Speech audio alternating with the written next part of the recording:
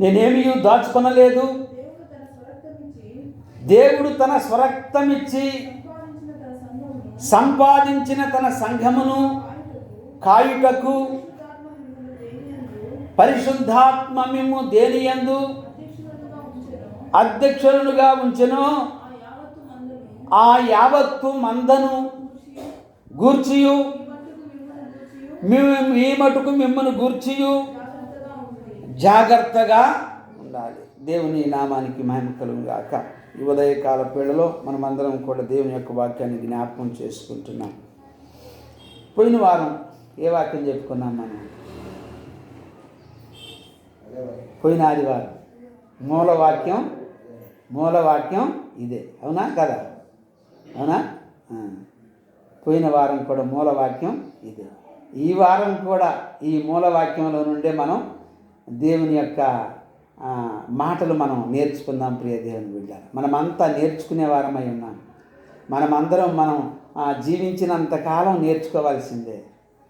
మనం నేర్చుకుంటూ ఒక్కొక్క రోజు దేవుని వాక్యం వినినప్పుడల్లా మనల్ని మనం ప్రభువుకి అంకితం చేసుకోవడానికి మనల్ని మనం మార్చుకోవాలి. మనలో ఉన్న ప్రతి లోపాన్ని సరిచేసుకుంటూ ముందుకు వెళ్ళవలసినటువంటి బాధ్యత మనందరి మీద ఉందనేటువంటి విషయాన్ని మనం జ్ఞాపకం చేసుకోవాలి. ఇక్కడ దేవుని యొక్క వాక్యం జ్ఞాపకం చేస్తూ, దేవుడు తన స్వరక్తమిచ్చి సంపాదించిన సంఘమట. ఈ సంఘములో అందరూ బాధ్యత కలిగిన వారై ఉన్నారనేటువంటి విషయాన్ని గమనించాలి. ఇక్కడ అందరూ బాధ్యత కలిగిన వారై ఉన్నారని గ్రహించాలి. ఎందుకని? సంఘము, సమాజము అనగా అందరూ కలిసి నివసించేది, అందరూ కలిసి కట్టేది, అందరూ కలిసి అభివృద్ధి చేసేది, అందరూ కలిసి ఆశీర్వదించబడేది. ఈ విషయాలను జ్ఞాపకం చేసుకోవాలి. ప్రియ దేవుని బిడ్డలారా, మన పూర్వీకులు కొందరు పెద్దలు ఈ దేవాలయాన్ని, స్థలాన్ని అంతటిని నిర్మించి మనకి ఇచ్చి వెళ్ళారు. ఇప్పుడున్న పరిస్థితుల్లో డీకెన్ బోర్డు వారు కానివ్వండి, విశ్వాసులుగా ఉన్న మనందరూ, ఇంకా రాని వాళ్ళు ఉన్నారు కొంతమంది, అందరూ కలిసి కట్టుగా ఈ పనిని కొంత 56 సంవత్సరాల తర్వాత దీన్ని కొంచెం ఈ గోడలన్నీ నెమ్మెక్కిపోయి అవంతా కూడా వేసిన రంగు పొక్కుతూ ఉంది. కాబట్టి అందుకని దాన్ని తీసేసి శుభ్రంగా కొత్త ప్లాస్టింగ్ చేస్తే చాలా బాగుంటుంది అనేటువంటి విషయాన్ని గమనించి ఆలోచించి అదంతా కూడా కొట్టడం జరిగింది. అందుకు మరి మనం ఏం చేయాలి? అందుకు మనం అందరం కూడా సహకరించాలి. అందుకు మనము కూడా మన వంతు సహాయము దేవుని పనిలో చేయూతనివ్వాలి. ఆదివారం వస్తాంలే, పోతాంలే, ఎందుకు వచ్చిపోయామని అనుకోవడం కాదు. ప్రతి ఒక్కళ్లకు బాధ్యత ఉంది దేవుని మందిరం పట్ల. యెరూషలేము గురించి మీ అందరికీ బాగా తెలుసుగా. యెరూషలేము పట్టణం కదా. యెరూషలేము పట్టణానికి ఎన్నో గుమ్మాలు ఉన్నాయి. విన్నారు ఎప్పుడన్నా? నేనైతే ప్రసంగం చేయలేదు, గుమ్మాల ప్రసంగం. యెరూషలేము పట్టణానికి చుట్టూ ద్వారాలు ఉన్నాయి, గోడలు ఉన్నాయి. గుర్తుందా? ఐడియా వచ్చిందా? చదివారా? ఎప్పుడన్నా విన్నారా? ఎవరన్నా చెప్తుంటే విన్నారా? యెరూషలేము చుట్టూ ప్రాకారములు ఉన్నట్లు. అర్థమవుతుందా? మత్స్యపు గుమ్మము, అర్థమవుతుందా? కొన్ని పెంట గుమ్మము అనేటువంటి ఈ పేర్లు కలిగినటువంటి గుమ్మాలు ఉన్నాయి మనకు. ఈ గుమ్మాలన్నీ కూడా నెహెమ్యా గ్రంథంలో కొంతవరకు పడిపోయినటువంటి దాన్ని 3వ అధ్యాయం నుంచి ఎన్ని కట్టుకుంటూ కొంత దూరం కొంతమంది కట్టుకుంటూ వచ్చారు. వీటన్నిటిని కూడా పడద్రోసి అగ్ని చేత కాల్చివేశారట. అలాంటి పరిస్థితులలో ఆ గుమ్మాలు కట్టడానికి మరలా నెహెమ్యా అనేటువంటి వ్యక్తి భారము కలిగి యెరూషలేములో ఉన్నటువంటి భారాన్ని బట్టి మా పితరులది, మాది అంటున్నాడు. ఏంటంట?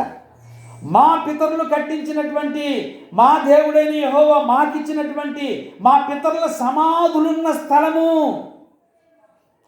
మా పితరులు జీవించిన స్థలము. అర్థమవుతుందా? అంటే ఎంత బాధ్యత, ఎంత భారమై ఉన్నదనేటువంటి విషయాన్ని మనం గమనించాలి ప్రియ దేవుని బిడ్డ. ఎంతో బాధ్యత కలిగినటువంటిది, ఎంతో భారము కలిగినటువంటి ఆ మాటలు మనం వింటూ ఉన్నాం. ఎంతో బాధ్యత కలిగిన మాటలు అయి ఉన్నాయి. కాబట్టి ఈ ఉదయకాల వేళలో మరి మనం ఎంతవరకు బాధ్యత కలిగి ఉన్నాం అనేటువంటి విషయాన్ని మనం గమనించాలి. యెరూషలేమును కట్టడానికి ఆనాడు మన పితరులు యెరూషలేము చుట్టూ కూడా గోడలు కట్టారు, వాటికి ద్వారాలు, పేర్లు పెట్టారు. నెహెమ్యా కాలంలో అది పడద్రోయబడి ఉంటే, అగ్ని చేత కాల్చబడి ఉంటే మరలా తిరిగి కట్టడానికి ప్రయత్నం చేసి రాజు దగ్గర ఉన్నటువంటి నెహెమ్యా సెలవు తీసుకొని వచ్చాడు. కావలసినటువంటి సామాగ్రిని తీసుకొని వచ్చాడు. కావలసినటువంటి భోజన పానీయాలు, నూనె, ద్రాక్షరసము, అనేక మంది పనివారు, రాజుగారి దగ్గర పానదాయకుని పనిచేస్తున్నటువంటి ఈ వ్యక్తి, రాజుగారికి నమ్మకమైన వ్యక్తి ఈ నెహెమ్యా. ఆయన టైంలో మనలా పడిపోయినటువంటి వాటిని తిరిగి పునర్నిర్మించినట్లుగా ఇప్పుడు మనం ఏం చేస్తూ ఉన్నాం? ఉన్నదాన్ని కొంతవరకు పునర్నిర్మిస్తూ ఉన్నాం. ఈ విషయాన్ని గమనించాలి. అందుకు విశ్వాసులైనటువంటి మీ అందరి సహాయ సహకారాలు ఉండాలి. ఎప్పుడైతే మీ సహాయ సహకారాలు ఉంటాయో మరలా పునర్నిర్మించబడుతుంది, మరలా ఆ పాడైపోయినవన్నీ కూడా తీసివేసి తిరిగి కట్టడానికి, తిరిగి కొత్తగా నూతనంగా అలంకరింప చేయడానికి మన వంతు సహాయం మనం చేస్తూ ఉండాలట ప్రియ దేవుని బిడ్డలారా. అంతేకాని వస్తూ ఉన్నాం, పోతూ ఉన్నాం అనేటువంటి విషయం కాదు. గమనించాలి. ఈ మధ్య కవర్లలో కానుకలు వేస్తూ ఉన్నారు. గమనించాలి, నేను చెప్పేది బాగా.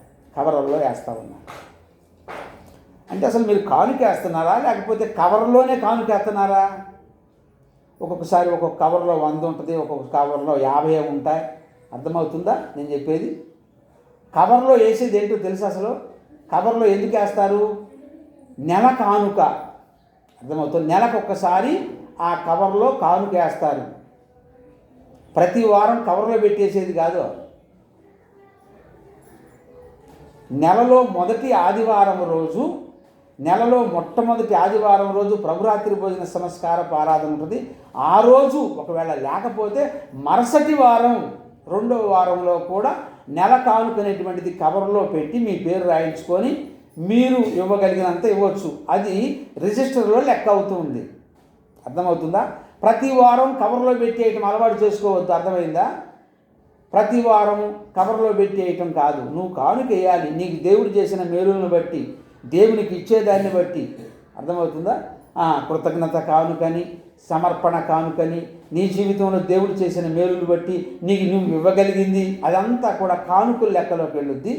నెల కానుక అనేటువంటిది మాత్రం ఆ యొక్క నెల మొదటి 2 వారాలు, లేక ఆ నెలలో అసలు రాకపోతే 2వ నెలలో ఆ కానుకలు వేయడం ఆనవాయితీ. అది ఆ కవర్లో వేసే కానుకలకు సంబంధించిన విషయాలు బాగా గమనించాలి. ప్రతి వారం కవర్లో పెట్టి కానుకలు వేయటం కాదు. ఈ విషయాలు గమనించాలి ప్రియ దేవుని. అంటే ఇంత బాధ్యత కలిగినటువంటి నెహెమ్యా గారు, ఆయనకు రాజు దగ్గర సకల సిరి సంపదలు అన్నీ జరుగుతూ ఉన్నాయి, బాగా ఉన్నాడు. అయినప్పటికీ కూడా తన పితరులు కట్టించినటువంటి యెరూషలేము, తన పితరులు నిద్రించి సమాధులు చేయబడినటువంటి ఆ యెరూషలేము అగ్ని చేత కాల్చబడి ఆ యొక్క ప్రాకారమును పడగొట్టడం ఆయన సహించలేకపోయాడు. బాగు చేయడానికి రాజు దగ్గర పర్మిషన్ తీసుకుని వచ్చి బాగు చేయటం, ఉన్న వారందరినీ కూడా బలపరిచి, ధర్మశాస్త్రాన్ని చదివించి, ధర్మశాస్త్రంలో ఉన్నటువంటి ఆజ్ఞలు పాటిస్తూ, ఆయన దేవుని వాక్యాన్ని చదువుతూ, పాటిస్తూ, ప్రార్థన చేస్తూ, అందరూ దేవాలయంలోనికి వెళ్ళి ప్రార్థనలు చేస్తూ చేయగలిగిన వారందరి చేత ఆ కట్టడాలు పునర్నిర్మించినట్లుగా మనం చూస్తూ ఉన్నాం. ఈనాడు మనం మన గోరంట్ల సిఎన్జి మిషన్ సంఘాన్ని పునర్నిర్మించుకుంటున్నాం. పెంకులు తీసేసాం, రేకులు వేసాం. మరలా అదంతా నీళ్లు తాగి పొక్కిడిస్తే అదంతా పగలగొట్టి మరలా కొత్తగా ప్లాస్టింగ్ చేయడానికి పునర్నిర్మాణం చేస్తూ ఉన్నాం అదంతటిని కూడా. కాబట్టి ఈ చిన్న చిన్న మార్పులు, ఈ చిన్న చిన్నవన్నీ కూడా గమనించి మీ వంతు, మీ కుటుంబం తరపున మీ వంతు, మీ సహాయ సహకారాలు ఒకవేళ ఇప్పుడు లేకపోయినా వచ్చే నెలలోకి అందినా సరే అప్పటికైనా ఇవ్వాలి మీరు తప్పనిసరిగా. ఇది ఎవరి సంఘం అంట? క్రీస్తు తన స్వరక్తమిచ్చి సంపాదించిన సంఘం. మనమందరం బాధ్యత కలిగిన వారమై ఉన్నాం. అందుకే బాధ్యత కలిగిన మనమందరం కూడా దేవాలయానికి వచ్చాం, దేవుని ఆరాధించడానికి. మనందరి ఐక్యత, మనందరి యొక్క సముష్టి ద్వారా, మనందరి యొక్క గుప్పులు విప్పుట ద్వారా ఈ పనులన్నీ చేసి ప్రభునామాన్ని మహింపరుస్తూ దేవుని పనిని ముందుకు తీసుకొని వెళ్ళేవారంగా ఇహలోకములో దేవుని యొక్క పరివారమై ఉన్నాం, దేవుని యొక్క కుమారులమై ఉన్నాం, దేవుని యొక్క కుమార్తెలమై ఉన్నాం అనేటువంటి విషయాన్ని మనం గమనిస్తూ ముందుకు వెళదాం. ఒకసారి ఎఫెసీయులకు రాసిన పత్రిక 4వ అధ్యాయము 11 నుంచి 15 దాకా మనం చూస్తే ఇక్కడ కొన్ని మాటలు రాయబడి ఉన్నాయి. గమనిద్దాం, చదువుదాం. మనమందరము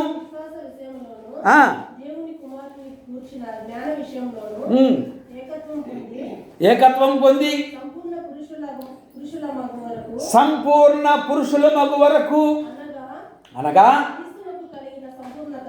క్రీస్తుకు కలిగిన సంపూర్ణతకు సమానమగు సంపూర్ణత గలవారమగు పరిశుద్ధులు సంపూర్ణులగునట్లు క్రీస్తు శరీరము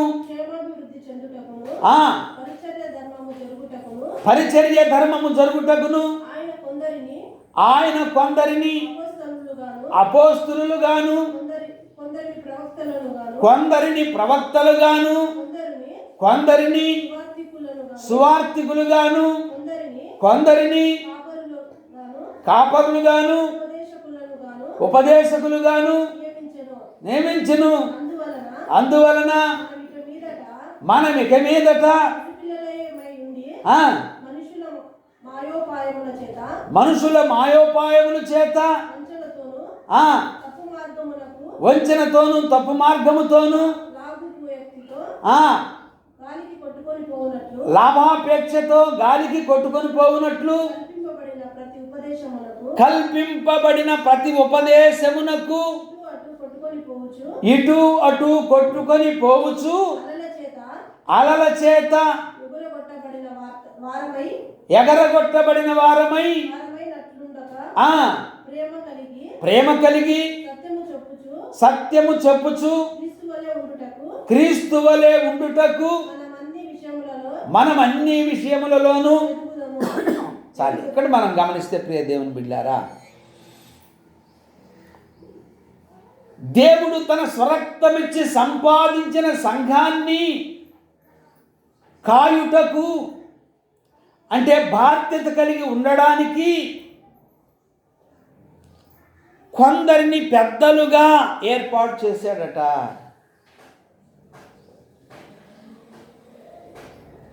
కొందరిని ప్రవక్తలుగా, కొందరిని సువార్తికులుగా, రకరకాలుగా కొందరిని ప్రవక్తలుగా చేసి వారికి ఇచ్చినటువంటి బాధ్యతలను బట్టి వారు చేస్తూ వెళుతున్నారు. ఇదంతా ఎవరికంటే సంఘ క్షేమాభివృద్ధి కొరకు పాటుపడాలి. ప్రతి వారు కూడా సంఘ క్షేమాభివృద్ధి కొరకు పాటుపడినప్పుడు దేవునికి మహిమ కలుగుతుంది, దేవుడు సంతోషిస్తాడు, దేవుడు ఆనందిస్తాడు, దేవుడు మహిమపరచబడతాడు అనేటువంటి విషయాన్ని మనం గమనించాలి. ప్రియ దేవుని బిడ్డలారా, సంఘ క్షేమాభివృద్ధి కొరకు పాటుపడాలి. సంఘ క్షేమాభివృద్ధిగా అభివృద్ధి చెందాలి అంటే మనమే, సంఘము క్షేమాభివృద్ధి చెందకుండా ఉండాలి అన్న మనమే కారణం. ఎందుకని?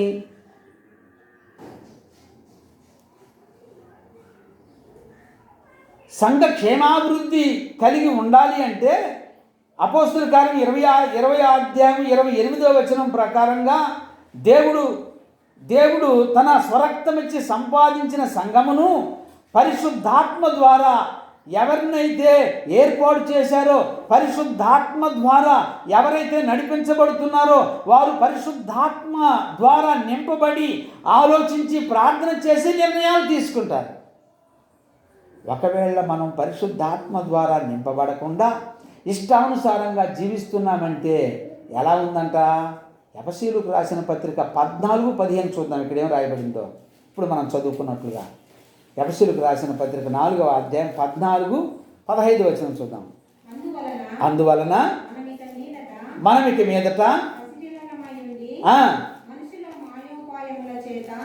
మీదట మనం పసిపిల్లలమై ఉండి మనుషుల మాయోపాయముల చేత వంచనతోను తప్పు మార్గమునకు కుయుక్తితోను గాలికి కొట్టుకొని పోవునట్లు కల్పింపబడిన ప్రతి ఉపదేశమునకు ఇటు అటు అలల చేత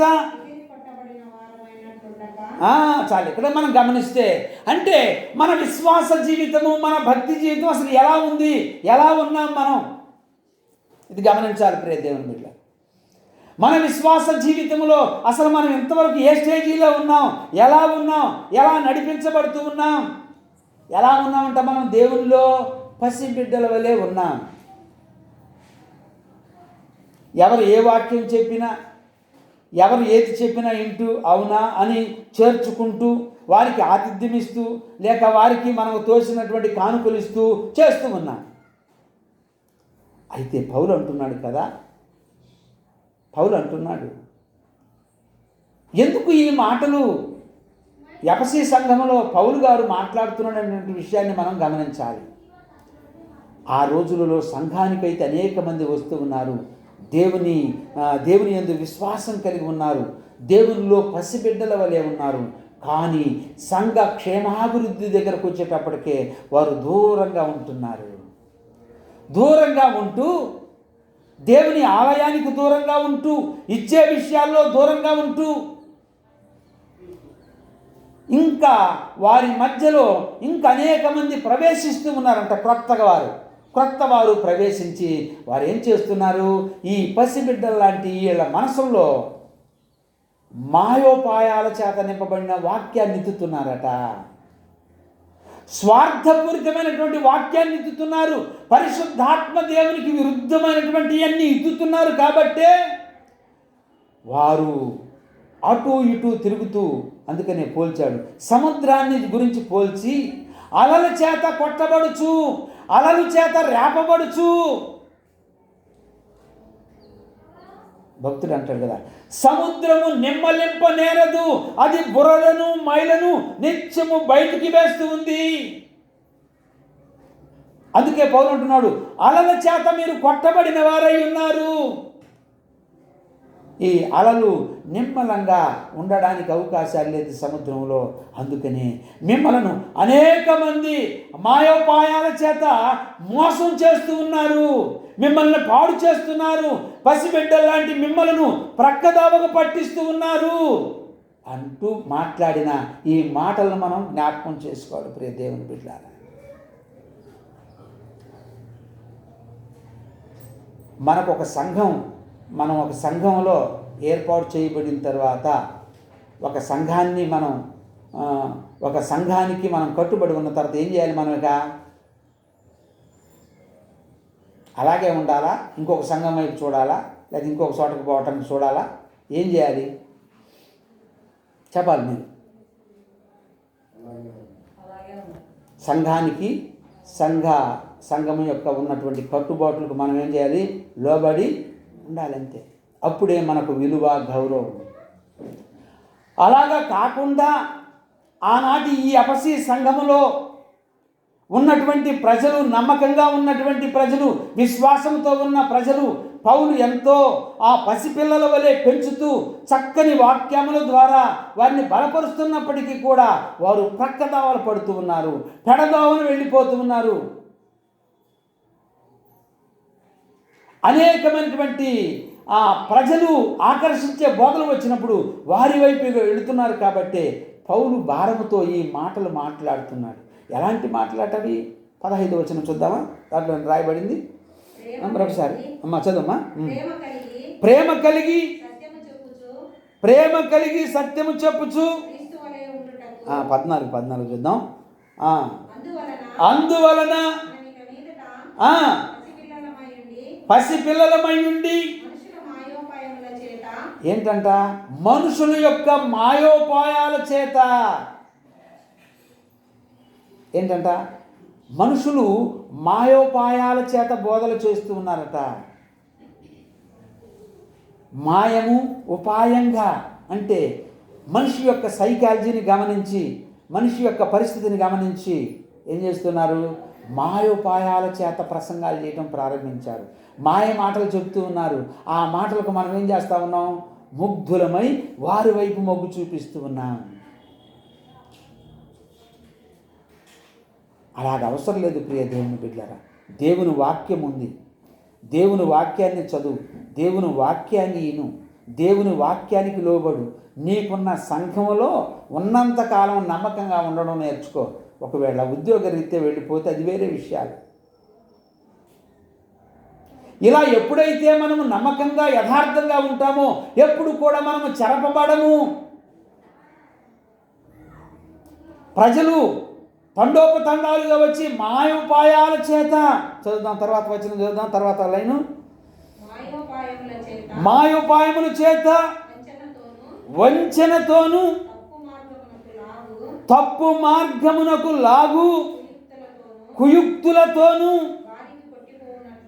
గాలికి కొట్టుకొని పోవునట్లు కల్పింపబడిన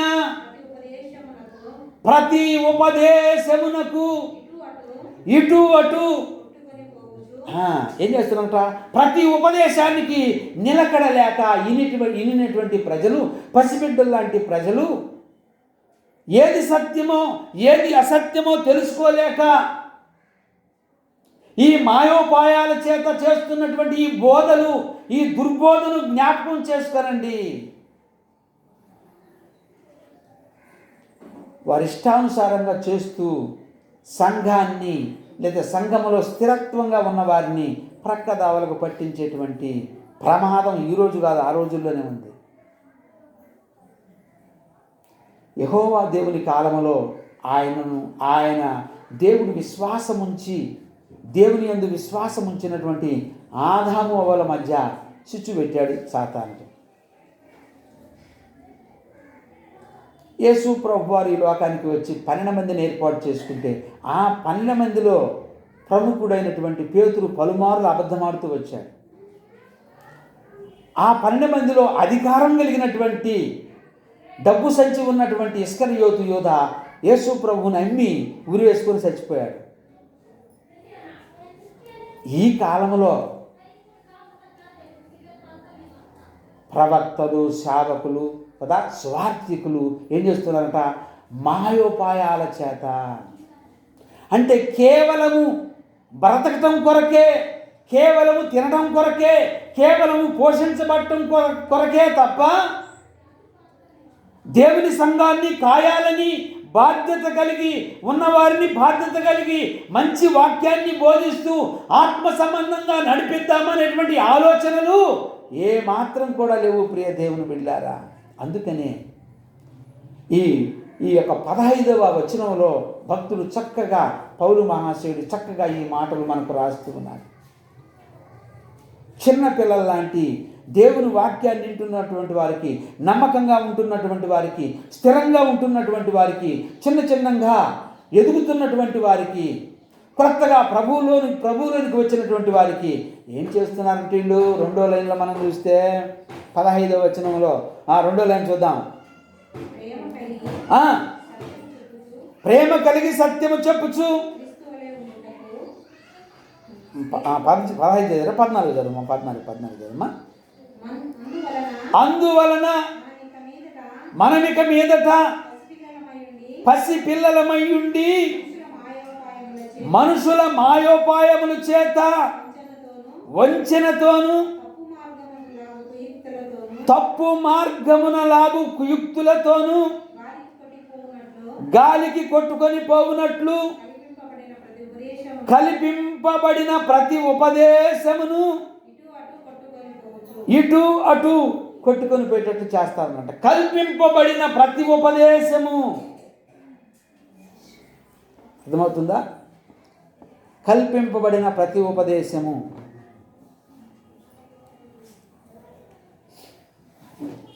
అసలు ఈ చరిత్రకు వచ్చేలకే మీకు ఇంకొక అనుమానం రావచ్చు, మీరు చెప్పేది మంచిదేనా అని. అర్థమవుతుందా? మీరు చెప్పేది మేము ఎలా నమ్మాలి? మీరు చెప్పేది మంచి బోధేనా? వాడు చెప్తుంది బైబిలే, మీరు చెప్తుంది బైబిలే అంటారు కదా, అవునా కాదా? వెళ్తురు లేదు కదా, సరిగ్గా కనిపించట్లా, అవునా కాదా? అవునో కాదా చెప్పండి, అవునా కాదా? మరి ఇప్పుడు నేను చెప్పేది ఎట్లా నమ్మాలి మీరు?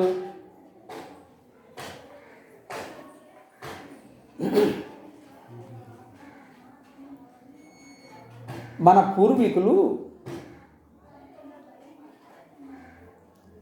ప్రజలను ఉద్దేశించి, దేవుని వాక్యాన్ని ఉద్దేశించి, అర్థమవుతుందా, పండుగలను ఉద్దేశించి, ఇటు ఉన్నటువంటి గవర్నమెంట్ను ఉద్దేశించి అన్నిటినీ సమకూర్చి అందరినీ సమాన భాగముగా, ఎవరికి అగౌరవం లేకుండా గౌరవార్థంగా ఉండడానికి తండ్రి కుమార పరిశుద్ధాత్మ దేవుడు అన్ని విషయాలు పరిశుద్ధ గ్రంథంలో రాసి ఉంచితే, మన పూర్వీకులు పెద్దలు దేవుని ద్వారా ప్రేరేపించబడి సమర్పించబడి భార్యా బిడ్డలను వదిలిపెట్టి, కొంతమంది పెళ్ళిళ్ళు చేసుకోకుండా, కొంతమంది వారి జీవితాలను దేవునికి అర్పించినటువంటి ఆ గొప్ప మహానుభావులు వాళ్ళందరూ ఏం చేశారంటే మనకు ఒక ఆంధ్ర క్రైస్తవ కీర్తన బుక్ను తయారు చేసి వెళ్ళారు. ఇదంతా కూడా ప్రజలు, అనేక మతాలు, రాజ్యాంగము అన్నిటికీ అనుగుణంగా ఎవరిని వ్యతిరేకించకుండా అన్నిటికీ అనుగుణంగా మనకు ఆంధ్ర క్రైస్తవ కీర్తనల బుక్ను తయారు చేసి వెళ్ళిపోయారు. అది ఎంత వాస్తవమో చూస్తూ ఉన్నామో, అలాగే పరిశుద్ధాత్మ దేవుడు ఏది మరుగు చేసుకోక, ఏది మంచిదో, ఏది సత్యమో, ఏది అసత్యమో అనడానికి పరిశుద్ధాత్మ దేవుడు అన్నిటినీ రాసి ఉంచారు. ఆనాడు అనేక మంది ఈ యొక్క అధ్యాయంలో చెప్తూ, 20 అధ్యాయంలో అపోస్తలుల కార్యాలు చెప్తూ, నేను వెళ్ళిపోవచ్చున్నాను, మీ మధ్యకు తోడేళ్ల వలె వస్తారు అని చెప్తా ఉన్నాడు కదా. నేను వెళ్ళిపోవచ్చున్నాను అంటున్నాడు పౌలు. మీ మధ్యకు తోడేళ్ల వలె వచ్చి మందను కనికరింపక ఈడ్చుకొని పోతూ ఉంటారు. అంటే కారణం ఏంటంటే అప్పటికే అసత్యములో నడుస్తూ ఉన్నారు, అసత్య బోధలు, అసత్య మార్గాలలో నడుస్తున్నారు, క్రీస్తుకు వ్యతిరేకంగా, సత్యానికి వ్యతిరేకంగా ఆ మాటలు చెప్తున్నారనేటువంటి విషయాన్ని మనం గమనించాలి. అది ఎంత వాస్తవమో ఈనాడు కూడా పరిశుద్ధ బైబిల్ గ్రంథాన్ని రకరకాలుగా భాగాలు చేసి అనేక సంస్థల వారు ఒక సబ్జెక్టును తీసుకొని వారి విధి విధానాల్లో వెళ్ళిపోతూ ఉన్నారు. దాని ద్వారా వారు అనుకున్నదే. బాప్తీసాల్లో రకాలు ఉన్నాయి, మీకు అర్థం కావాలని చెప్తా ఉన్నాను. బాప్తీసాల్లో రకాలు ఉన్నాయి. ఎట్లా ఇస్తాం బాప్తీసం? అమ్మా, బాప్తీసం ఎట్లా ఇస్తాం? నీళ్ళలో ముంచుతారు. అది బాయో, చెరువో, లేకపోతే తొట్టిలోనో, లేకపోతే ఒక నదిలోనో కదా ముంచుతారు. ఈ బాప్తీసంలో ఒక్కొక్క సంస్థ ఒక్కొక్క రీతిలో బాప్తీసం ఇస్తూ ఉంటుంది. చిలకరింపు బాప్తీసం ఇస్తూ ఉంటారు, గమనించారు కదా, మీ అందరికి బాగా తెలుసు. లూథరన్ కానీ, సిఎస్ఐ కానీ, క్యాథలిక్ కానీ ఇవన్నీ కూడా చిలకరింపు ఇచ్చేటువంటి బాప్తీసం. కొంతమంది జెండా పాతి సిలువ ఉంటుంది, దాని మీద చుట్టూ తెల్లగుడ్డ ఉంటుంది, తెల్లగుడ్డకు చుట్టూ నల్ల రిబ్బన్ ఉంటుంది, మధ్యలో సిలువ గుర్తు ఉంటుంది, జెండా నాటుతారు. ఆ జెండా కింద బాప్తీసం ఇస్తారు. విన్నారు ఎప్పుడన్నా? జెండా కింద బాప్తీసం గుర్తు వాళ్ళకి తెలుసు అమ్మా. ఇదంతా గుంటూరు జిల్లాలో దాదాపుగా ఈ బాపట్ల, చీరాల ఆ వైపులో ఒక సంస్థ ఉంది, జెండా కింద బాప్తీసం, రక్షణ సైన్యం అనేటువంటిది. అర్థమవుతుందా? ఇలాగా ఎవరి కోణంలో వారు బాప్తీసాలు ఇచ్చుకుంటూ వెళ్ళిపోతున్నారు. ఇలా ఉండటాన్ని బట్టి ఎవరికి వారే మేమే పరిశుద్ధులు, మేమే పరలోక రాజ్యానికి వెళ్తామని పబ్లిక్గా ప్రకటన చేసుకుంటున్నారు వాళ్ళు. అర్థమైందా? మేమే పరలోక రాజ్యానికి వెళ్ళేది, మా సంఘమే ఎత్తబడేది అని ప్రకటన చేసుకుంటూ ఉన్నారు వాళ్ళు. అంటే ఈ మిషనరీలు వచ్చిన తర్వాత ఒక్కొక్కళ్ళు ఒక్కొక్క భాగాన్ని తీసుకొని ఇలా ఒక సిద్ధాంతాన్ని తీసుకొని ఆ సిద్ధాంతం కింద బాప్తిసం ఇవ్వడం, ఆ సిద్ధాంతంలో ఆ వాక్యాన్ని నడిపిస్తూ మాదే కరెక్టు అంటున్నారు. అర్థమవుతుందా? కాబట్టి కరెక్ట్ అయింది ఏంటంట, అసలు పరిశుద్ధాత్మతో నింపబడాలి, నీవు వాక్యానుసారంగా జీవించటం నేర్చుకోవాలి. అంతే తప్ప ఆ వితర్కాలకు తరకాలకు వెళ్ళాల్సిన అవసరం లేదనేటువంటి విషయాన్ని గమనించాలి. దేవుడు తన స్వరక్తమిచ్చి సంపాదించిన సంఘాన్ని కాయడానికి, ఆ కాపుదలలో నీవు ఆ నమ్మకంగా ఉండడానికి ప్రయత్నం చేయాలి. అంతేగాని పారిపోవటానికి కాదు, కొద్ది కాలం ఉండి పారిపోవటానికి కాదు, కొద్ది కాలం ఉండి ఇష్టానుసారంగా వెళ్ళిపోవడానికి కాదు. దేవుడు తన స్వరక్తమిచ్చి సంపాదించిన సంఘములో నీవు ఒక నమ్మకమైన వ్యక్తివై ఉండాలి. నీవున్నన్నాళ్ళు నమ్మకమైనటువంటి విశ్వాసిగా ఉండాలి, నమ్మకమైన బిడ్డగా ఉండాలి. నిన్ను నీవు ఎక్కడా మోసపుచ్చుకోకుండా ధైర్యంగా ఉండాలి అనేటువంటి విషయాన్ని పౌలు మహాశయుడు ఆనాడే ఈ ఎఫ్ఎస్సి సంఘాన్ని ఉద్దేశించి మాట్లాడుతూ మీరు చాలా జాగ్రత్తగా ఉండాలి. మరి ఏం చెప్తున్నాడు? మీరు ప్రేమ కలిగి ఉండాలి, వాటి వైపు కాదు ఉండాల్సింది. సముద్రములో గాలికి కొట్టుకొని పోయినట్లుగా ఉండకూడదు మీ విశ్వాసం, మీరు బలంగా ఉండాలి. మాయోపాయాల చేత ప్రజలు మాయ మాటలు చెబితే నమ్మకూడదు. వాక్యం ఏమైందో, వాక్యములో ఏముందో ఆ వాక్యానికి లోబడి ఉండాలి. ఇది గమనించాలి. ఇప్పుడున్న పరిస్థితుల్లో ఏం నమ్ముతారు చెప్పండి మీరు? ఇప్పుడున్న పరిస్థితులు ఇప్పుడు ఏం జరుగుతూ ఉంది? స్వస్థతలో ఇంకా మనం ఎవరి దగ్గర కన్నా వెళ్తాం ప్రార్థన చేయమని కదా, ప్రార్థన చేయమని కానీ కళ్ళు మూసుకోండి అంటాడు, ప్రార్థన చేస్తూ ఉంటాం, మనం ప్రార్థన చేస్తూ ఉంటాం. ప్రార్థన చేసిన తర్వాత ఏం చెప్తారు వాళ్ళు? అయ్యగారు మీకేమన్నా అగపడిందా అని చెప్తాం కదా, మీకేమన్నా అగపడిందా అని చెప్తాం. ఇంకా ఆయనకి అగపడిందో అగపడలేదో ఆ దేవుడికి తెలియాలి, ఏం అగపడిందో ఆ దేవుడికి తెలియాలి, ఆయనకు తెలియాలి కదా. ఇంకేదో ఒకటి ఆయన చెప్పని లేకపోతే దేవుడు చెప్పని ఏదన్నా చెప్పని ఆయన చెప్పేస్తాడు ఇక అంతే కదా. నిజంగా కుటుంబం సమస్యల్లో ఉంటే, ప్రజలు అలాంటి సమస్యల్లో ఉంటే దేవుడు బయలుపరుస్తాడు, దాన్ని మనం తప్పుపట్టకూడదు. దేవుడు బయలుపరుస్తాడు, దేవుడు చెబుతాడు. ప్రతి చిన్న విషయానికి వెళ్ళి ప్రతి దగ్గర దేవుని దగ్గర విచారణ చేయటం, ఆ దేవుని దగ్గర సమాధానం తెచ్చుకోవడం అంత తేలికైన పని కాదు. చిన్న చిన్న విషయాలకు పోయి దేవుని దగ్గర, దేవుడు చెప్పాడు కదా రండి మన వివాదాన్ని తీర్చుకుందాం అని చెప్పాడు, లేకపోతే మొరపెట్టండి నేను ఉత్తరం ఇస్తానన్నాడని ప్రతి దాన్ని బయలుపరిచేవాడు కాదు. అర్థమైందా? ఒకవేళ అలా బయలుపరచాలి అనుకుంటే సమూయేలు గ్రంథంలో అన్నాను మనం జ్ఞాపకం చేసుకుంటున్నాం. అదే ఏలీకి చెప్పి, ఏమయ్యా ఆమెను తేడవలసిన పని లేదు, ఓ ఏలీ అదిగో వచ్చింది నా దేవాలయంలోనికి, ఆమెకు ప్రార్థన చేసి నీకు వచ్చే సంవత్సరం కొడుకు పుడతాడు పో అని చెప్పవచ్చు పరిశుద్ధాత్మ దేవుడు. ఎందుకంటే ఆమె యొక్క హృదయ స్పందన వినినటువంటి దేవుడు ఏలీలోకి వచ్చి, ఏలీ ప్రార్థన చేస్తుండగా ఏలీకి యెహోవా వాక్కు తెలుసు, ఏలీకి ఇశ్రాయేలు యొక్క క్షేమాభివృద్ధి తెలుసు, దేవుని యొక్క వాక్కు తరచుగా తనతో మాట్లాడటం తెలుసు. ఆమె వచ్చి ఏడుస్తూ ఉంటే, ఆమె వచ్చి మూలుగుతూ ఉంటే 10 రోజులు ఉండేవాళ్ళు ఆ రోజుల్లో దేవాలయంలో. ఈ 10 రోజులు ప్రార్థన చేస్తూ ఉంటే, ఉపవాసాలుండి ప్రార్థన చేస్తుంటే ఆమె ప్రార్థన ఆలకించిన దేవుడు ఏలీతో మాట్లాడి ఆమెకు సంతానం ఇస్తానని చెప్పు, ఆమె కుమారుణ్ణి నాకు ఇచ్చిందో లేదో చెప్పమని చెప్పేవాడు. అర్థమైందా? అంత పెద్ద సమస్యకే దేవుడు కలుగు చేసుకోకుండా, మాట్లాడకుండా, యెహోవా వాక్కు ప్రత్యక్షం కాకుండా ఉంటే ప్రతి చిన్న విషయానికి ఎలా చెప్తాడండి దేవుడు? ఏమన్నుందా మనకి జ్ఞానం? ఏమన్నుందా బుద్ధి? మానవులకు అసాధ్యమైనటువంటిది, ఆ సమస్య పరిష్కారం కాకుండా ఉండేటువంటి విషయం అయితే ఒకవేళ దేవుడు వాళ్లకు ఆ వరం ఉంటే ఖచ్చితంగా దేవుడు ఉన్న సమస్యను చూపిస్తాడు, ఆ సమస్య చెప్తారు, ప్రార్థన చేస్తారు, ఆ సమస్య తొలగి వెళ్ళిపోయింది. ప్రియ దేవుడు, ఇది సత్యం. అర్థమైందా? ప్రతి చిన్న విషయానికి కూడా మనం వెళ్ళి అలా విచారించడం అసలు మొట్టమొదటిగా మన తప్పు. అర్థమవుతుందా? నిన్న మా కోడలు 8వ నెల కొంచెం ఇబ్బందిగా ఉందని గుండెల్లో గ్యాస్ పట్టింది ఆమెకు, సహజంగా ఇబ్బందిగా ఉందని ఏడుస్తూ హాస్పిటల్కి వెళ్ళారు. వెళ్ళి ఫోన్ చేశాను, నాకు ప్రార్థన చేశాను. చేసిన తర్వాత మా కొడుకు అడుగుతున్నాడు, మీకేమైనా కనిపించిందా అని. అంటే గమనించండి, అంటే ఒక రకంగా ఆధ్యాత్మికంగా బైబిల్ చదువుతూ ప్రసంగాలు చేస్తూ ఎదుగుతున్న వాళ్ళు కూడా దేని మీద మనసు పెట్టారు అంటే ఈరోజు నీకేమైనా కనిపించిందా, ఏం కనిపించింది అంటే వాళ్ళకున్న ఒత్తిడి, వాళ్ళకున్న తొందరను బట్టి అర్థమవుతుందా, ఏదో కనిపించాలి, ఏదో చూపించాలి.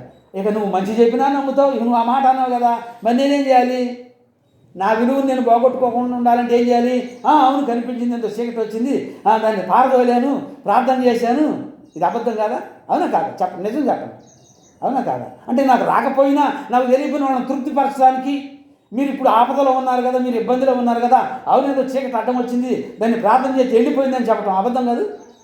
ఇంతకంటే మోసం ఏమైనా ఉందా, చెప్పండి, నిజం చెప్పండి. అంటే నాకేం కనిపించకపోతే ఉన్నదేదో చెప్పాలి, నేనేదో కల్పించుకొని అది ఇది చెప్తే మోసం కదా. ఇది జరుగుతున్న తంతు. ప్రవక్తల ద్వారా యేసు ప్రభు వారు వస్తాడని ప్రవచించినటువంటి ప్రవక్తలు ఉన్నారు, యేసు ప్రభు వారు వచ్చారు. అలాగే ప్రతి విషయం ఎంత అర్జెంట్ అయినప్పటికీ కూడా కొన్ని విషయాల్లో దేవుడు ఎవరికి బయలుపరచలేదు, ఎవరికి చెప్పలేదు.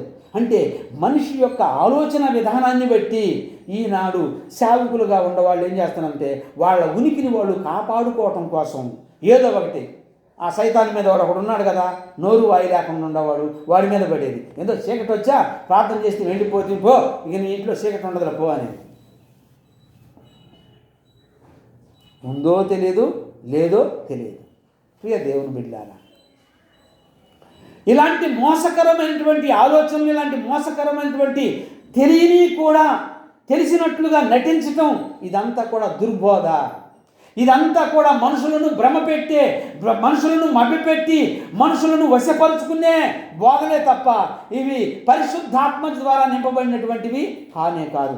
నిజముగా ఉంటే ఒకళ్ళకే కాదు, 2-3 ఉంటారు ఆడ ప్రవచించేవాళ్ళు, 2-3 ఉంటారు దేవుని గురించి తెలుసుకున్నాను. బాలుడైన సమూయేలుకి ఏం తెలుసు అండి, ఆయనకి యెహోవా ఎన్నిసార్లు ప్రత్యక్షమైందంట, స్వరం విన్నాడంట, ఆయన ముమ్మారి అన్నాడు. ముమ్మారింటి ఏం అర్థం కాదు ఆయనకి, అసలు ఏంది, ఎవరు పిలుతున్నాడు పోవడం తడవగా, అయ్యా నేను సిద్ధంగా ఉన్నానని యజమాని కాడ నుంచి ఉంటున్నాడు.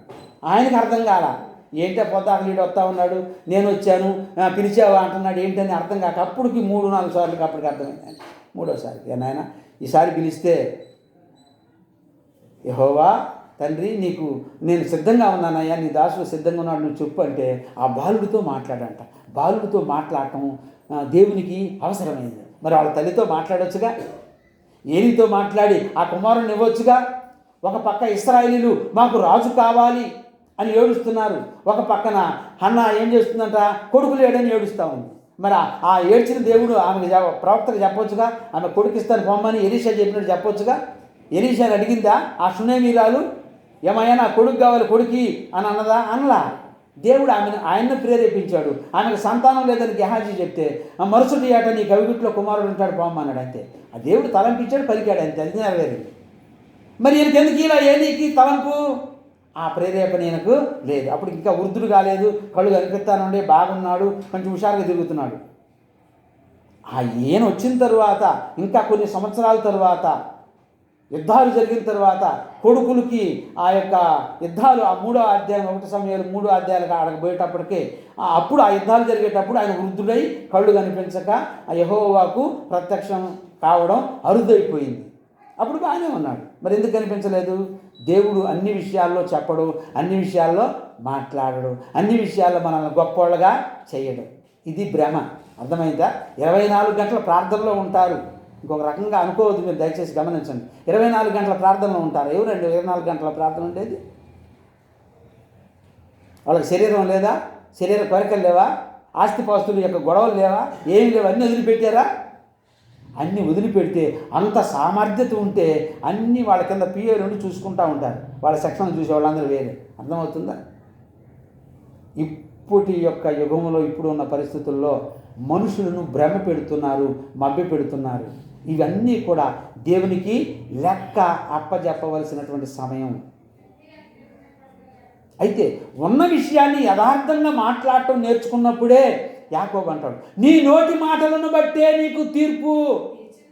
మన యొక్క నోటి మాటలను బట్టే మనకు తీర్పు ఉంటుందట. మనం మంచి చెప్పినా చెడ్డ చెప్పినా ఏమి చెబుతున్నామో హృదయాంతరంగాలను ఎరిగినటువంటి దేవుడున్నాడు. విషయాన్ని గమనించాలి. ఈ సత్యం మనకు అర్థం కావాలంటే ఇదంతా తప్పదు, ఈ ఉపోద్ఘాతం అంతా వినాల్సిందే. సముద్రములో అలలు చేత రేపబడినట్లుగా కల్పన కథలు, ఆ దుర్బోధలు కల్పించి చెప్పి ప్రజలను ఈడ్చుకొని పోయేటువంటి కాలమై ఉన్నదంట ఇది. స్థిరంగా మనం ఉంటుంటే ఉండనీయకుండా చేయడానికి ఏదో కత్త భక్తితో పసిపిల్లల్లాగుంటే ఈ పసిపిల్లలకు ఏం తెలియని పిల్లలకు చాక్లెట్ ఇచ్చి ఎత్తుకొని పోయినట్లుగా చేస్తామన్నారు ఇవాళ.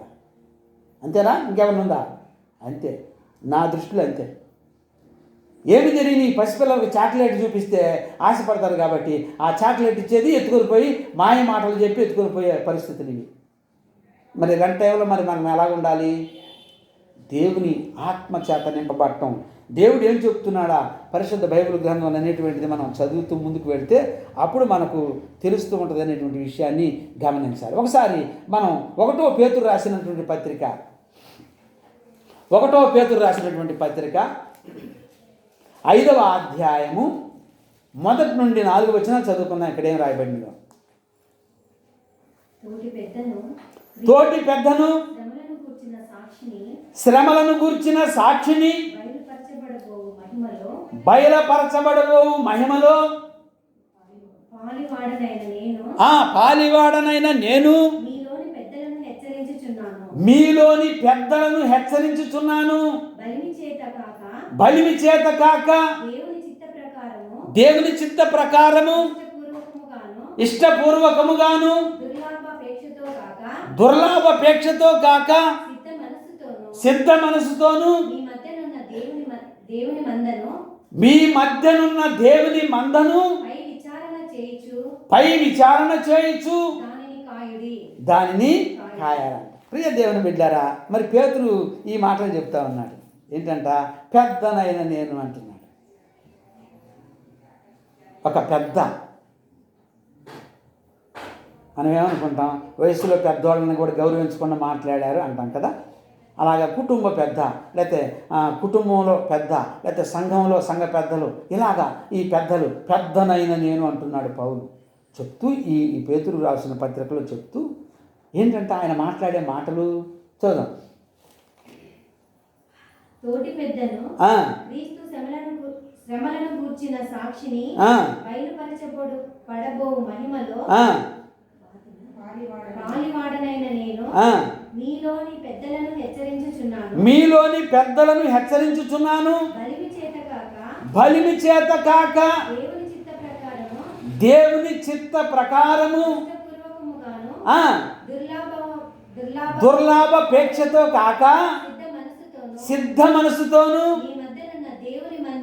మీ మధ్యనున్న దేవుని మందను పై విచారణ చేయుచు దానిని కాయాలంట. అసలు ఇప్పుడు ఎలా ఉండాలి సంఘం అంటే ఏంటి? సంఘ పెద్దలు అంటే ఏంటి? సంఘములో పెద్దవాళ్ళు అంటే ఎవరు? సంఘములో ఉన్న కుటుంబం ఎవరు? అసలు ఎవరు ఎలా ఉండాలి? ఏం చేయాలంట? పెద్దగా ఉన్నటువంటి నేను సంఘములో ఉన్న పెద్దలను హెచ్చరించుచున్నాను.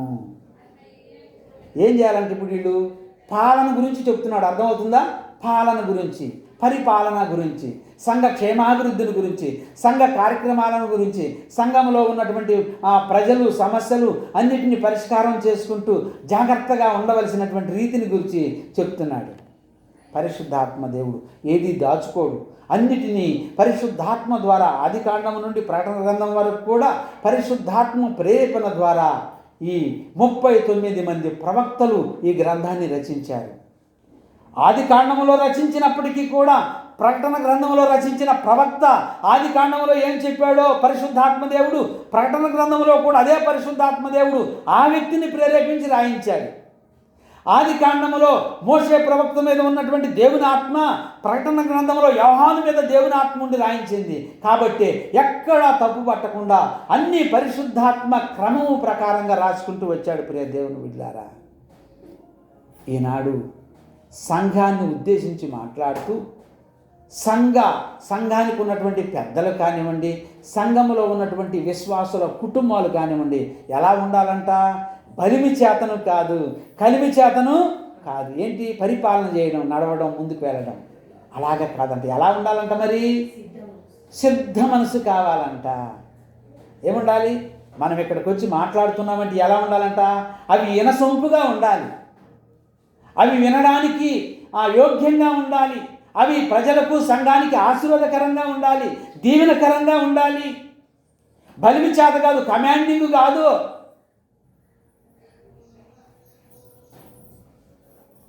కమాండింగ్తో మాట్లాడేది కాదు, బలిమి చేత మాట్లాడేది కాదు, ధనము చేత మాట్లాడేది కాదు, ఒకవేళ సంఘ పెద్దని మాట్లాడేది కాదు. కానీ అది వినడానికి, సంఘానికి క్షేమాభివృద్ధి కలగడానికి, దీవెనకరంగా ఉండడానికి. ఆ తర్వాత చదువు ఒకసారి చదవండి అక్కడి నుంచి. మీ మధ్యనున్న దేవుని మందను. ఇదేం మంద అంట? ఇక్కడ కూర్చున్న మనమంతా ఎవరమంట? దేవుని మంద, దేవుని గుంపు, దేవుని సమాజం, దేవుని సంఘం. ఈ మందను కాయటం ఎలా ఉండాలంట? పైనున్న విచారణకర్తలుగా, విచారించేవారిగా, ఇసిరేసేవారిగా, పెత్తనం చేసేవారిగా, నేను చెప్పాను లేపో అనేవారిగా కాదట. ఎలా ఉండాలంట? సంఘాన్ని చాలా క్రమముగా, కుటుంబాల పట్ల, ఆత్మల పట్ల భారము కలిగి, బాధ్యత కలిగి, వాళ్ళ దగ్గరికి వెళ్ళి ఓదార్చి, ఉన్న పరిస్థితులు చక్కపెట్టి, మాట్లాడి ముందుకు తీసుకొని వెళ్ళడం పరిశుద్ధాత్మ యొక్క ముఖ్య లక్షణమై ఉన్నది. మరి మనం ఎలా ఉంటున్నాం ప్రియ దేవుని బిడ్డలారా? బలిమి చేతను లేకపోతే ఎలా ఉంటున్నామో వాక్యాన్ని చదవాలి, వినాలి, అసలు ఆ వాక్యానికి లోబడాలి. మనం ఎప్పుడైతే వాక్యానికి లోబడతామో, ఎప్పుడైతే ఆ పరిశుద్ధాత్మ చేత నింపబడతామో, పరిశుద్ధాత్మని యొక్క ఆధ్వర్యంలో నడవడానికి ఇష్టపడతామో, అప్పుడు వాక్యము, పరిశుద్ధాత్మ దేవుడు మన మీద ఉంటాడు. వాక్యానికి లోబడే మంచి మనసు మనం కలిగి ఉంటాం అనేటువంటి విషయాన్ని పేతురు భక్తుడు మాట్లాడుతున్నాడు 5వ అధ్యాయంలో. మరి మనం ఎలా ఉన్నాం? మన మాటలు ఎలా ఉన్నాయి? మన ఆలోచనలు ఎలా ఉన్నాయి? మన తలంపులు ఎలా ఉన్నాయి? మనం ఎలా నడుస్తున్నాం? పరిశుద్ధాత్మని యొక్క ఆలోచనలు, తలంపులు కలిగి ఉంటున్నామా?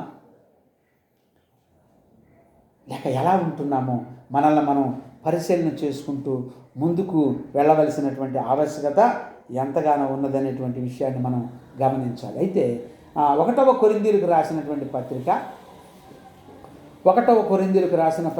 6వ అధ్యాయము 19 నుండి 20 వరకు చూస్తే ఇక్కడ కొన్ని మాటలు రాయబడి ఉన్నాయి, చూద్దాం. నీ దేహము దేవుని వలన మీకు అనుగ్రహించబడి మీలోనున్న పరిశుద్ధాత్మకు ఆలయమై ఉన్నదని మీరు ఎరుగరా? మీరు మీ సొత్తు కారు, విలువ పెట్టి కొనబడిన వారు గనుక మీ దేహముతో దేవునిని మహిమపరచడం నేర్చుకోవాలి. అసలు ఇక్కడ చెప్తా ఉన్నాడు, అసలు మీది ఏమీ లేదు నాయన, మీకు ఒక జన్మనిచ్చాను, మీకు ఒక దేహాన్ని ఇచ్చాను, మీలో ఉన్న ఆత్మ నరుని ఆత్మ యెహోవా పెట్టిన దీపం కాబట్టి ఒక మానవ రూపం ఇచ్చాను, ఈ లోకానికి పంపించాను. ఈ లోకంలో ఉన్నటువంటి నీకు కొన్ని బాధ్యతలు ఇచ్చాను. స్త్రీలకైతే కుటుంబ బాధ్యత, పురుషులకైతే కుటుంబ యజమానుడి బాధ్యత, స్త్రీకైతే కుటుంబ యజమానురాలి బాధ్యతను ఇచ్చాను. మీ తలాంతుల కొరకు ప్రభు చెప్తూ ఒకనికి 5 ఇచ్చాడంట తలాంతులు కదా, ఉపమానం చెప్తూ యజమానుడు ఆ భూస్వామి దేశాంతరం వెళుతూ చాలామందిని పిలిచి వారి సామర్థ్యతను బట్టి వారికి తలాంతులు ఇచ్చాడట. ఒకనికి 5 ఇస్తే 5కి 5 ఏం చేశాడంటాడు? 5కి 5 సంపాదించాడంట. అర్థమవుతుందా? దేవుడు నీకు ఒక రూపాన్ని ఇచ్చి, దేవుని ఆత్మనిచ్చి, నీకు ఒక కుటుంబాన్ని ఇచ్చి, ఒక విద్యనిచ్చి, ఒక గొప్ప చేస్తే నీవు దేవునిలో ఎంత మాత్రం ఎదిగావు? 5కు 5 ఆత్మలు సంపాదించావా లేదా? ఆత్మ సంబంధమైన సంపాదన కలిగి ఉన్నావా? ఆత్మ సంబంధమైన అభివృద్ధి కలిగి ఉన్నావా? ఆత్మ సంబంధమైన ఆశీర్వాదాల వైపు నీ మనసు ఉన్నదా? ఆత్మ సంబంధంగా నీవు ఎలా ఎదుగుతున్నావు, ఎలా అభివృద్ధి చేస్తున్నావు, ఇది చూసేది. శరీర సంబంధమైన ఆస్తి కాదు అక్కడ మాట్లాడుతుంది. ఒకవేళ మనకు కనిపించేది శరీర సంబంధమైన ఆస్తి అయినప్పటికీ కూడా ఆత్మ సంబంధంగా దాన్ని బలపరిచేవారిగా, దాన్ని రెట్టింపు చేసేవారిగా ఉండాలి. ఎప్పుడైతే మనము ఆత్మ సంబంధంగా 5 తలాంతులు ఇస్తే, 5 మేనారాలు ఇస్తే, వాటిని 5కు 5 చేసినట్లుగా, 10 చేసినట్లుగా చేయడం ఆధ్యాత్మికంగా మనల్ని బట్టి అనేక మంది రక్షించబడటం, మనల్ని బట్టి అనేకులు దేవుని దగ్గరకు రావడం, మనల్ని బట్టి అనేకులు దేవుల్లో నడిపించబడటం, మనల్ని బట్టి అనేక మంది దేవుని గుడికి రావడం, ఇది తలాంతు, ఇది దేవుని యొక్క నడిపింపు, ఇది దేవుని యొక్క ఆత్మకు అనుగుణంగా జరిగేటువంటి క్రియ. ప్రియ దేవుని బిడ్డ, ఎలా ఉన్నాం మనం? మన దేహము దేవునికి ఆలయమైతే, మనము దేవునికి సమర్పించబడితే, అసలు మన దేహం మనది ఏమై ఉందో, మనలో ఉన్నటువంటి దేవుని ఆత్మ, మనలో ఉన్నటువంటి ప్రాణదేహాత్మాలు సమస్తము కూడా దేవుడిచ్చిని అనేటువంటిది గ్రహించాలి.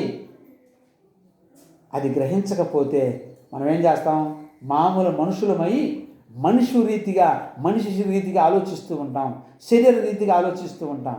కాబట్టి శరీర సంబంధమైనటువంటి విషయాల మీదనే మనసు పెట్టి ఆత్మ సంబంధమైన విషయాల మీద మనం ఎంత మాత్రం కూడా మనసు పెట్టం. మనము దేవుని బిడ్డలమై ఉన్నాం, దేవుని పక్షాన ఉన్నాం, దేవునితో పనిచేసేవారమై ఉన్నాం, దేవునికి నిత్యము ప్రార్థన చేసేవారమై ఉన్నాం అనేటువంటి విషయాన్ని మనం గమనిస్తూ ముందుకు వెళ్ళాలి. ఒకసారి ఫిలిప్పీలకు రాసినటువంటి పత్రికలో, ఫిలిప్పీలకు రాసిన పత్రిక 2వ అధ్యాయం 6వ వచనంలో మనం చూస్తే ఇక్కడ కొన్ని మాటలు మాట్లాడుతున్నాడు పరిశుద్ధాత్మ దేవుడు. గమనిద్దాం ప్రియ దేవుని బిడ్డలారా.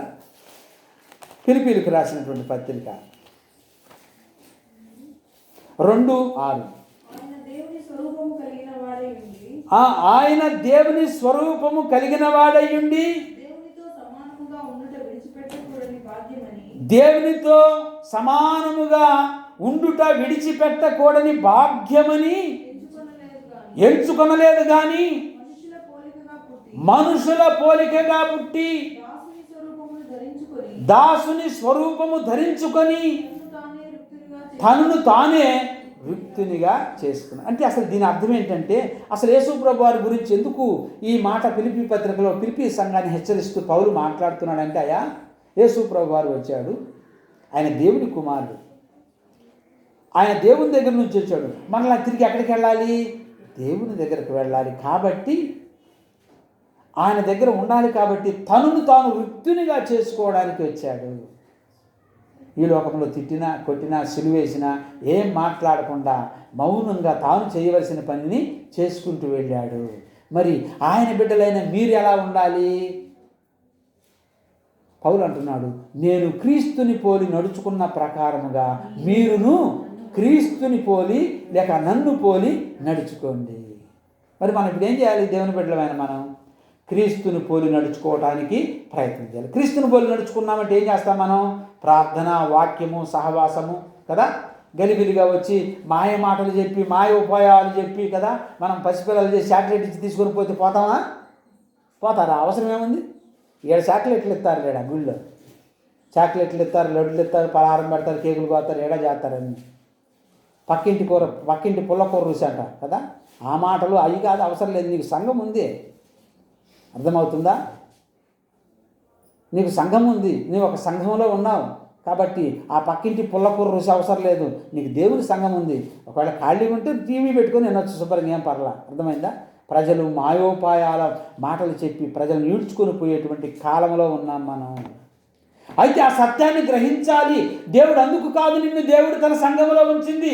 దేవుడు తన స్వరక్తం ఇచ్చి సంపాదించిన సంఘములో ఎందుకు ఉంచాడు అంటే, నువ్వు మోసపోకుండా ఉండడానికి, నీవు తప్పిపోకుండా ఉండడానికి, నీవు పడిపోకుండా ఉండడానికి, తన ఆలయముగా తన బిడ్డగా నిన్ను రూపొందించాడు. తన ఆత్మనుంచాడు, తన ఆత్మతో సహవాసం చేయాలని ఉంచాడు. అందుకే పరిశుద్ధాత్మ దేవుడు ఏది మంచిదో ఏది చెడ్డదో అనడానికి అన్నీ కూడా గ్రంథంలో రాసి ఉంచినట్లుగా మనం గమనిస్తూ ఉన్నాం. ప్రియ దేవుని బిడ్డలారా, ఒకసారి ఎఫెసీయులకు రాసిన పత్రిక 1వ అధ్యాయం 7వ వచనం చూద్దాం. ఇక్కడ ఏం రాయబడిందో. ఎఫెసీయులకు రాసిన పత్రిక 1:7 చదవమ్మా.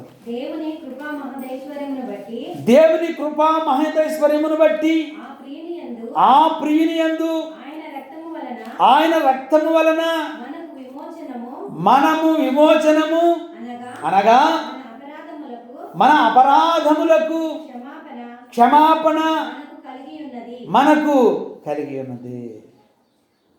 మనం పరిశుద్ధులం అనుకుంటున్నాం కదా. పరిశుద్ధులమైన మనల్ని ఆయన పరిశుద్ధునిగా చేశాడు. కాబట్టి ఆయన మాట వినాలి, ఆయన వాక్యం వినాలి, ఆయనకు లోబడాలి. ఆయన మనకు ఏర్పాటు చేసిన సంఘములో స్థిరముగా, నమ్మకంగా, బలంగా ఉండాలి. అలా ఉన్నప్పుడే మనం ప్రయోజకులుగా ఉంటాం, ఆశీర్వాదకరంగా ఉంటాం, ఆరోగ్యకరంగా ఉంటాం, సంఘానికి ఎదుటి వారికి దీవెనకరంగా ఉంటాం. పరిశుద్ధాత్మను దుఃఖపరిచే రీతిలో లేకుండా పరిశుద్ధాత్మ దేవుణ్ణి సంతోషపరిచే రీతిలో మనం ఉంటామనేటువంటి విషయాన్ని మనం గమనించాలి. ప్రియ దేవుని బిడ్డలారా, ఈ ఉదయకాల వేళలో ఎటువంటి పరిస్థితుల్లో మనం ఉన్నాం, ఎలా ఉన్నాం? నెహెమ్యా గురించి మనం చెప్పుకున్నాం కదా. ఏంటంట, నెహెమ్యా కాలంలో అనేకులను చైతన్యపరిచి యెరూషలేము గోడలు పడిపోతే, యెరూషలేము గోడలు తగలబెట్టబడితే, శత్రువుల ద్వారా తగలబెట్టబడితే వాటన్నిటినీ పునర్నిర్మించడానికి నెహెమ్యా అనేక మందిని ఏర్పాటు చేసి, అనేక మందిని ఉద్యోగపరిచి, కన్నీటితో ప్రార్థన చేసి అందరూ కలిసి కట్టుగా పని చేయటం ప్రారంభించారు కదా. మరి ఈనాడు మనముండే మన ఇల్లు, మన దేవుని ఇల్లు మనం ఏం చేయాలి? కలిసికట్టుగా పని చేయాలి, కలిసికట్టుగా ప్రార్థన చేయాలి, కలిసికట్టుగా మన వంతు మనం సహాయము అందించాలి. దాని ద్వారా మన మందిరాన్ని మనం ఏం చేయాలి? అందంగా సుందరంగా తీర్చిదిద్దడానికి మనం ప్రయత్నం చేయాలి. ఆదివారం వచ్చామండి, మళ్ళీ ఆదివారం వస్తాం, మాకేం పని లేదులే అనుకోవద్దు దయచేసి. అలాంటి ఆలోచనలు కలిగి ఉంటే, ఇప్పుడు దాకా మనం వాక్యం చెప్పుకున్నాం, ఎవరి ద్వారా ఏడ్చబడతారట? పేతురు మహాశయుడు చెప్తా ఉన్నాడు కదా. మాయ మాటల ద్వారా ఏడ్చకపోయే పరిస్థితుల మధ్య ఉంటామే తప్ప పరిశుద్ధాత్మని యొక్క ఆధ్వర్యములో, పరిశుద్ధాత్మని యొక్క నడిపింపులో, పరిశుద్ధాత్మని యొక్క ఐక్యతలో మనం జీవించలేం. ప్రియ దేవుని బిడ్డలారా, అలాంటి ఐక్యత సఖ్యత కలిగి మనం ముందుకు వెళదాం. అందుకే మనల్ని దేవుడు తన స్వరక్తమిచ్చి సంపాదించిన సంఘములో స్థిరంగా ఉండాలని, బలంగా ఉండాలని, నమ్మకంగా ఉండాలని, యథార్థంగా ఉండాలి అని దేవుడు మనకు ఒక సంఘాన్ని ఇచ్చాడు. ఆ సంఘములో నమ్మకంగా ఉందాం, ధైర్యంగా ఉందాం, అనేకులకు దీవెనకరంగా ఉందాం, అనేకులను ప్రభు చెంతకు నడిపించేవారిగా ఉందాం. అంతే తప్ప ముఖ్యంగా స్త్రీలను గురించి వాక్యాలు చూపించడం అంత ఇది కాదు. యవన స్త్రీలు ఇళ్ళిళ్ళు తిరుగుచూ, కొండాలు చెప్పుచూ, యవన స్త్రీలు ఇల్లు తిరుగుచూ, కొండాలు చెప్పుచూ సంఘానికి కొంత నష్టాన్ని తెచ్చేవారిగా ఉంటారు. అంటే ఇలాంటి మాటల ద్వారా, ఇలాంటి కొండాలు చెప్పే దాని ద్వారా సంఘానికి ఎంత నష్టమో తెలుసా? అది ఎవరికి నష్టం చేస్తున్నాం మనం? సాక్షాత్తు మనల్ని రక్షించిన దేవునికి అవమానం తెస్తా ఉన్నాం, దేవుని సంఘాన్ని పాడు చేసే ప్రజలమై ఉంటున్నాం. ఈ విషయాలను గమనించాలి ప్రియ దేవుని బిడ్డలారా. ఈ విషయాలు గమనించాలి అంటే చదువు వచ్చిన ప్రతి వారు కూడా ఏం చేయాలి? దేవుని వాక్యాన్ని చదవాలి, లేక వినాలి, లేక దేవుని వాక్యానికి లోబడాలి. అప్పుడు మాత్రమే మనం పరిశుద్ధాత్మకు నిలయాలమై ఉంటాం, ఆలయాలుగా ఉంటాం, దేవుడు మెచ్చుకునేటట్లుగా, దేవుణ్ణి గణపరిచేటట్లుగా ఉంటాం అనేటువంటి విషయాన్ని గమనించాలి. మనకు కూడా అందరికీ కుటుంబ బాధ్యతలు ఉన్నాయి. కుటుంబ బాధ్యతలను తీర్చుకుంటూ వాటి విషయాలలో, కుటుంబ విషయాల్లో కూడా చాలా జ్ఞానయుక్తంగా స్త్రీలు పురుషులు నడవాలి. బిడ్డల విషయాల్లో, యవనస్తుల విషయాల్లో, చదువుల విషయాల్లో ప్రార్థనాపూర్వకంగా తీర్మానం చేసి ప్రభువు మీద ఆధారపడినప్పుడు మనకేం కలుగుద్ది? దేవుని యొక్క దీవెన, దేవుని యొక్క అనుగ్రహం కలుగుద్ది. అదే లేక మనం యుక్తిగా లేకపోతే రకరకాలుగా ఆలోచిస్తే అదేం కలుగుద్ది? అది మనకు కష్టాన్ని, నష్టాన్ని, బాధను, శ్రమను తెచ్చుద్దే తప్ప మనకు దీవెనను, ఆశీర్వాదాన్ని తీసుకొచ్చేటువంటిదిగా ఉండదనేటువంటి విషయాన్ని మనం గమనించాలి ప్రియ దేవుని బిడ్డలారా. కాబట్టి మనం దేవుని మీద ఆధారపడదాం,